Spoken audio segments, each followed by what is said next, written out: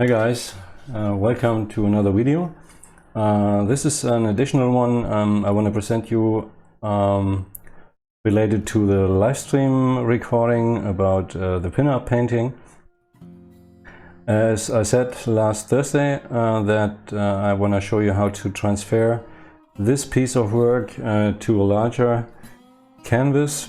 So I want to show you the grid method, a simple one which is really old, and I have a drawing here which is 20 centimeters high and 28 centimeters 0.5 or so long.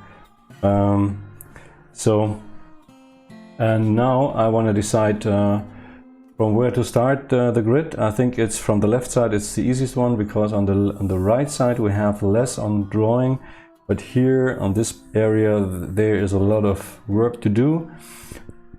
So I have decided to divide that by 2 centimeters squares. I have here a tool, a ruler, which helps me to do that really easily. And so I will start to draw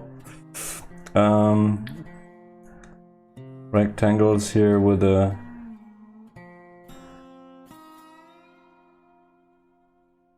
side 2 by 2 centimeters.